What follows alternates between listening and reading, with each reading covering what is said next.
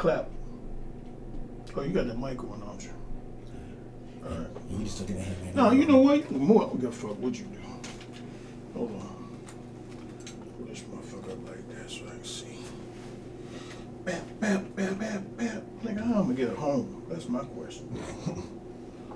Man, I got out the car. Well, you good, man. If you live in Arlington, though, you good, because catch a metro. All right. 3, 2, you on. All right. Where we going? Where you want to go first? Where you want to take me? Tell me the story. Oh, I'll tell you the story. All right, my first experience with comedy on television as a stand-up was Comic View. I think it was 2005, New Orleans. I can say this now, years later, after being in the game a little bit. I can say this now. I definitely wasn't ready to be on TV. I wasn't ready. I had a lot of cold mentors in the game, and from the DC area, but I was living in LA already, so I had just got out there, made some connections, was building relationships, sending a good tape, and got selected to be on it. So I'm not gonna say no. Who does? Where they do that at? So I get down there, and I had a nice little 7 to 12 minutes. And back in those days, and I'm sure it was this way the whole time, you had to send them the set written out word for word. And back then that wasn't my style. I was kind of a riffer, you know, I would riff, but I had some nice written material that I sent them. But when I got on stage, I deviated from it, so I left it.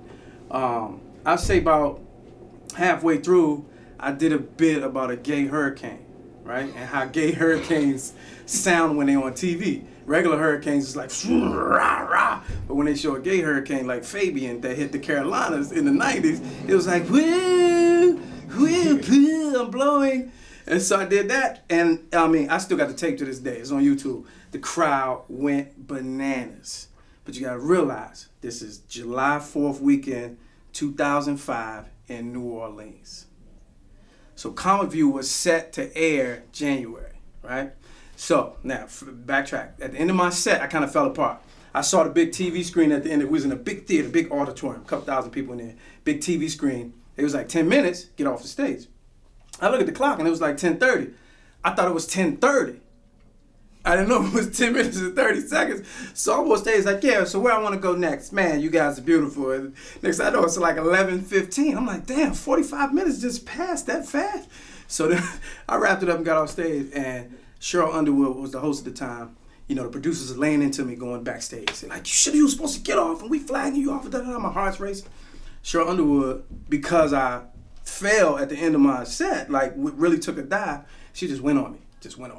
Like for 10 minutes during the commercial break, had the whole place just in a frenzy. So fast forward to January the following year, hurricane hit in August, Hurricane Katrina. So the strongest part of my set was the hurricane reference. So by the time I got on TV, they edited it out.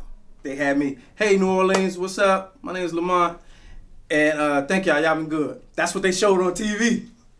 And then her roasting me for like 10 minutes, and she only roasted 3 people that year.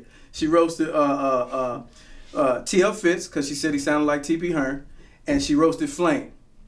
I don't know if you remember that whole beat. We were the only 3 people that she roasted. And my episode ran 167 times. I swear to God, 160. And I've been fighting to get back on stage ever since.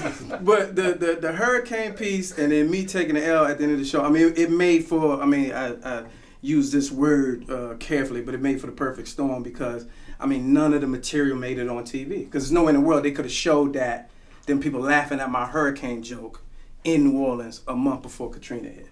So that was my first TV experience. So tell BET run your damn hurricane. Yeah, run my BET run my whole set, man. It was pretty strong until the end.